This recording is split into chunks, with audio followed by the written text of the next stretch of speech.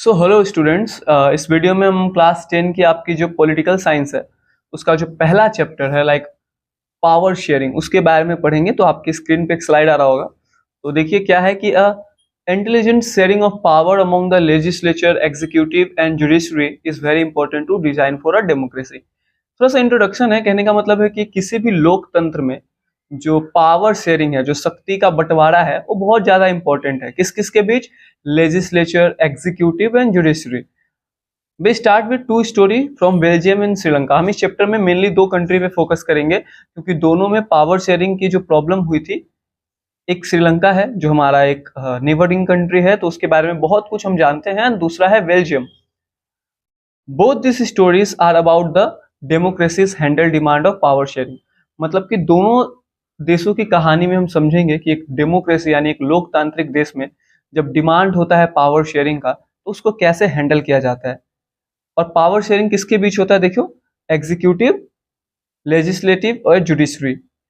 Legislative में आपका parliament house आ जाता है जिसके दो सदन है, Lok Sabha, upper house and lower house, Lok Sabha, Rajya Sabha.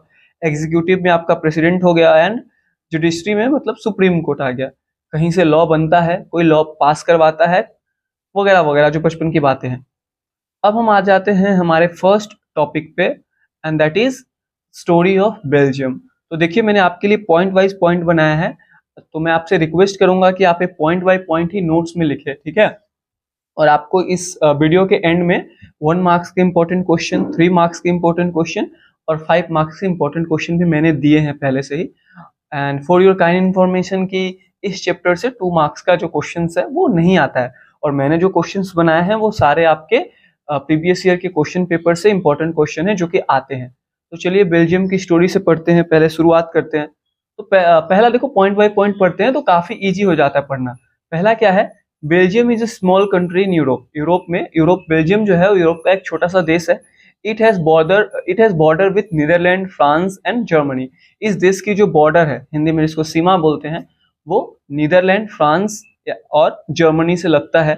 59% in the Flemish region speak Dutch. यहाँ की जो 59% पॉपुलेशन यानी आबादी है वो डच बोलती है। Another 40% people live in Wallonia region speak French. इसके अलावा जो 40% लोग हैं वो फ्रेंच बोलते हैं। Remaining 1% the Belgians speak Germany. और बाकी के जो 1% है वो लोग बोलते हैं जर्मनी।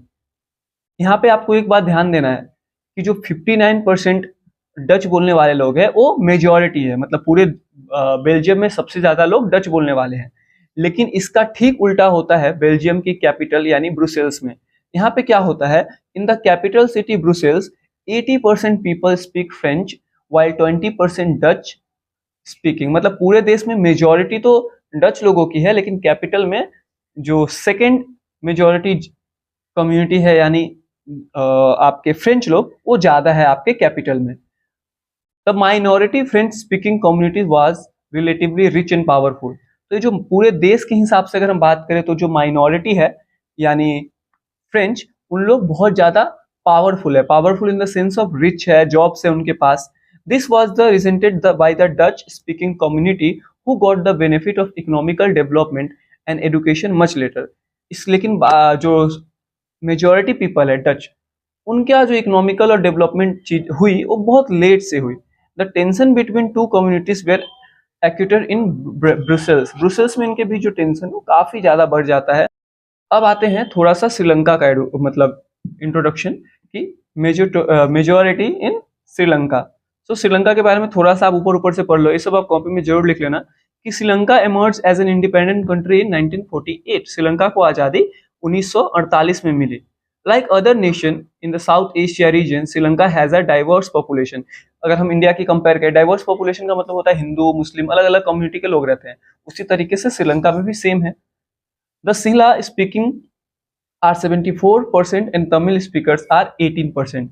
यहाँ पे जो मेजोरिटी में है वो सिंहाला कम्युनिटी के लोग हैं जो 74% है, जबकि तमिल जो है वो 18% है।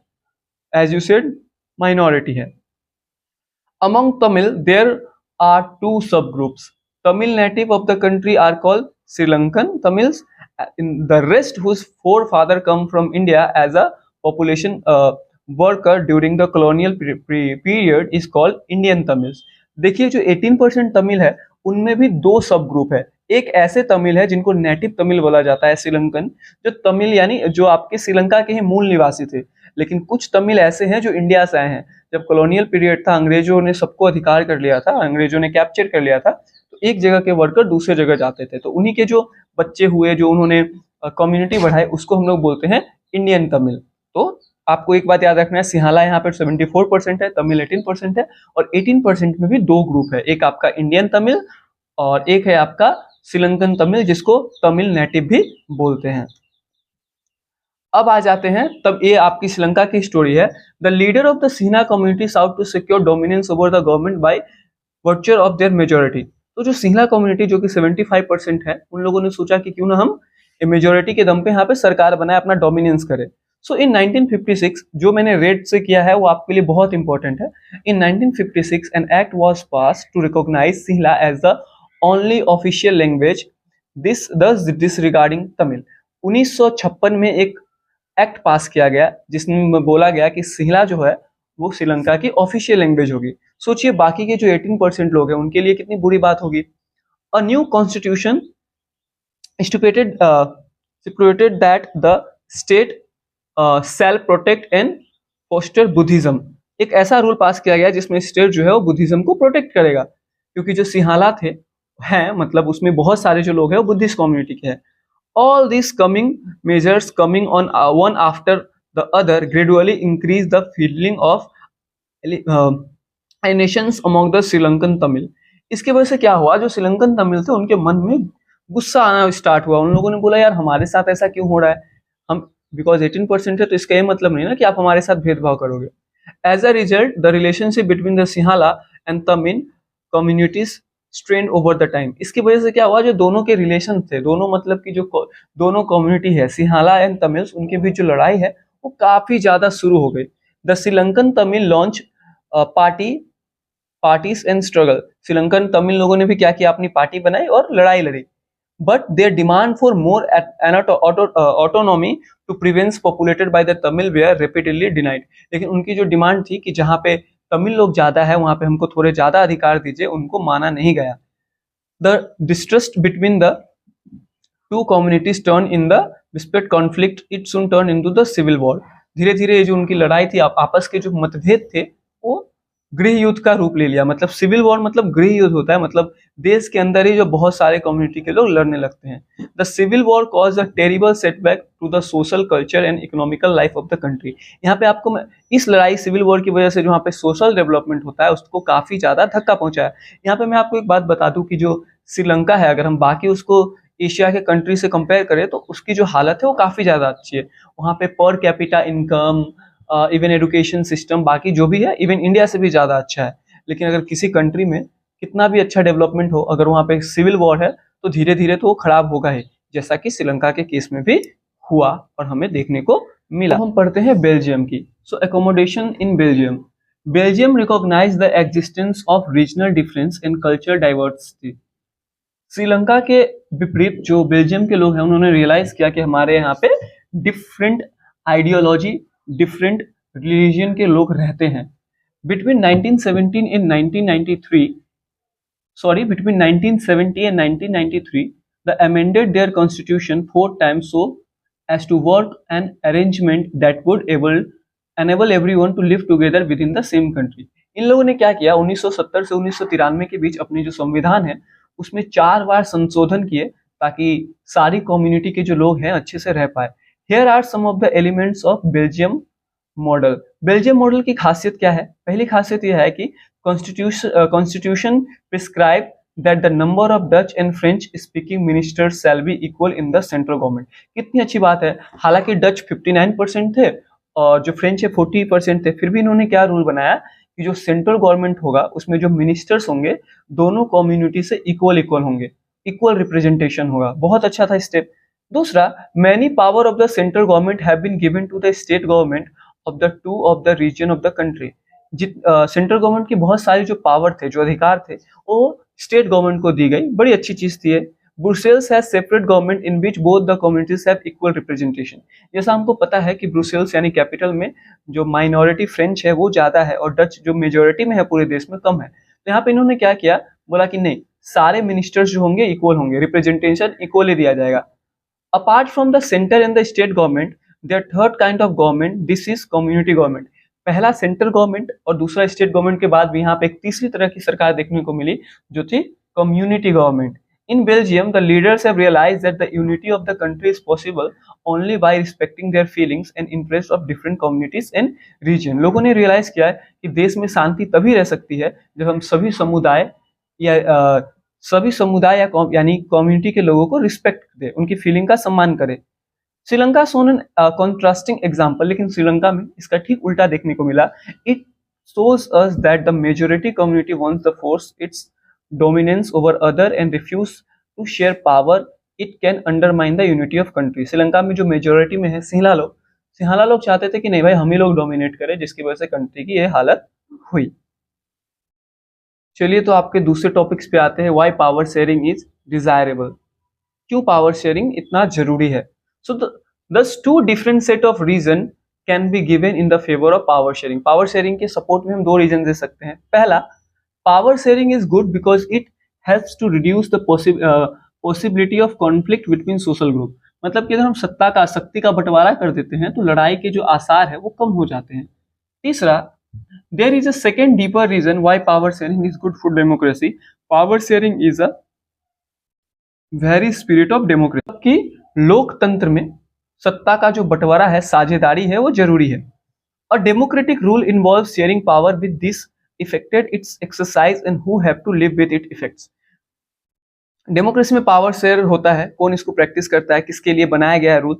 Late us call the first set of reason prudential and the second moral. Prudential का मतलब होता है, आप यहाँ पे वर्ड का मतलब जान ले कि सोच समझ के, विवेकपूर्ण बड़ा काम। तो while prudential reason states the power sharing will bring the better outcome, जो विवेक से सोचा गया रीजन है वो है कि अगर हम पावर शेयरिंग करते हैं तो इसके जो रिजल्ट होंगे वो अच्छे होंगे।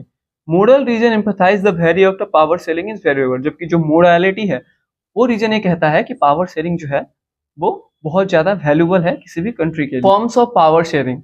The idea of power sharing has emerged in opposition to the nations of undivided political power. कहने की मतलब है कि जो सत्ता की साझेदारी का जो विचार है वो अविभाजित राजनीतिक शक्ति की धारणा के विरोध में उभरा है। मतलब कि ऐसा जो कंडीशन होता है कि नहीं मैं ही सब कुछ चलाऊंगा, नहीं, इसका ठीक ऑपोजिट है। For a long time it was believe that all power of a government must reside in one person और group of a person located in one place. मतलब कि लंबे समय तक ये माना जाता था कि सरकार का जो जितना भी शक्ति है वो किसी एक व्यक्ति के पास होना चाहिए, एक स्थान में रहने वाले लोगों के पास होना चाहिए। One basic principle of power sharing is that people are the source of all political power. Power sharing का एक सबसे अच्छा सिद्धांत यह है कि जितने भी पॉलिटिकल पावर होते हैं उसका सोर्स जो है वो लोग है, आम लोग है। डेमोक्रेसी में हम ही तो पावर देते हैं ना चुन के। In a good democratic government due respect is given to diverse group and views that exist in a society। कि एक अच्छी लोकतांत्रिक सरकार में समाज में मौजूद अलग अलग समूह और विचारों को उचित सम्मान दिया जाता है। कि अगर कोई दूसरा कम्युनिटी ये कहता है तो नहीं भाई मेरी ही बात मान ले, ऐसा नहीं है। यहाँ पे अगर आप भी कुछ बोलते हो तो उसको भी सुना जाएगा। बाकी डिक्टेटरशिप में क्या होगा, अगर आप कुछ बोलोगे तो भी। बट डेमोक्रेसी की खूबसूरती ही यही है ना दोस्तों कि आपके विचारों को सुना जाता है वहां पे। फिफ्थ नंबर क्या है, everyone has a voice in the shaping of public politics। Therefore, it is followed that in a democratic political power should be distributed among as many citizens as possible। कहने का मतलब है कि एक सार्वजनिक राजनीति को आकार देने में हर किसी की आवाज होती है, सब कोई इंपॉर्टेंट रोल प्ले करता है। इसीलिए यह निष्कर्ष निकलता है कि लोकतंत्र में राजनीतिक शक्ति को यथासंभव अधिक से अधिक नागरिकों के बीच वितरित किया जाना चाहिए। बहुत हिंदी हार्ड हो गया। मतलब ये हुआ कि राजनीतिक डेमोक्रेसी में जो पावर है वो सब लोगों में डिस्ट्रीब्यूट होना चाहिए, बांटा जाना चाहिए। Let's look at some of the most common arrangements we have or will come across। कि आइए हम कुछ ऐसे व्यवस्थाओं पर नजर डालते हैं जिसके बारे में हम थोड़ा पढ़ चुके हैं अभी तक। तो पहला क्या है, power is share among the different organs of the government such as legislature, executive and judiciary. Let us called the horizontal distribution of power। It allow different organs of the government place at the same level of the exercise।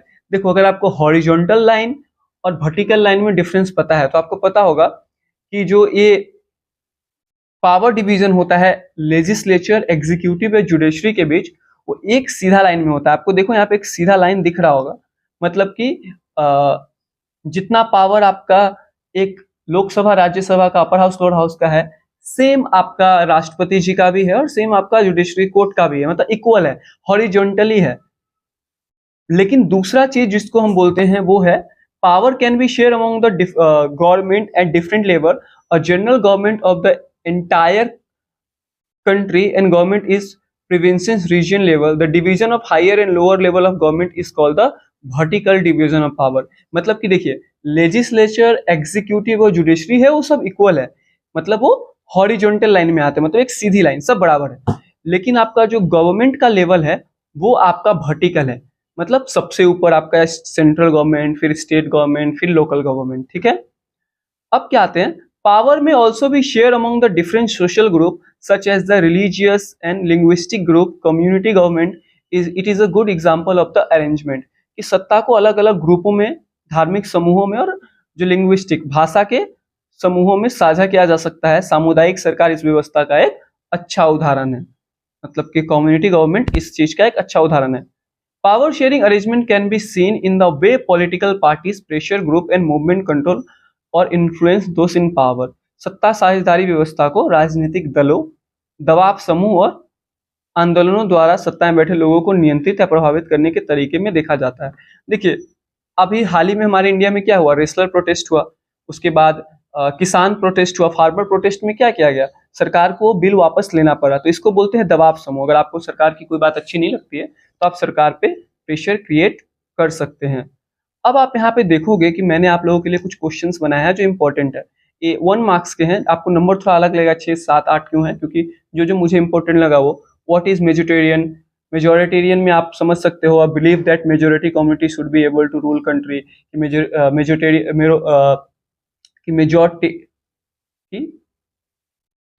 Majority का मतलब क्या होता है, एक ऐसा believe कि अगर हमारी क्या बोलते हैं उसको, कि हम लोग अगर ज्यादा अमाउंट में है तो हमारा बात चलेगा। Mention one step which taken Sri Lanka government to create majoritarian. तो इन क्या हुआ कि एक स्टेप बताओ, तो उसकी वजह से क्या हुआ कि 1956 में एक रूल पास किया गया था, उस आधार पे पता चलता है। आपके लिए एक 5 नंबर का क्वेश्चन है 3 नंबर में कि how Belgium government solve problem, ये पढ़ लीजिएगा। और यह describe 3 demand of Sri Lankan Tamil. और देखिए मैंने आपको थोड़ी देर पहले अभी बताया था horizontal division of power and vertical division of power, तो आपको ये थोड़ा अच्छे से कर लेना है क्वेश्चन है। बाकी तो आप नेक्स्ट वीडियो में कौन सा सब्जेक्ट, मैं आपको बता दूं कि यहाँ पे आपको क्लास 10 के ऑलमोस्ट सारे सब्जेक्ट्स के नोट्स देखने को मिलेंगे। तो आप नेक्स्ट कौन सा चैप्टर किस सब्जेक्ट से देखना चाहते हैं, मैं कमेंट्स में जरूर बताइएगा। सो आपके हाफ ईयरली के एग्जाम्स आ रहे हैं, तो फॉर गुड लक।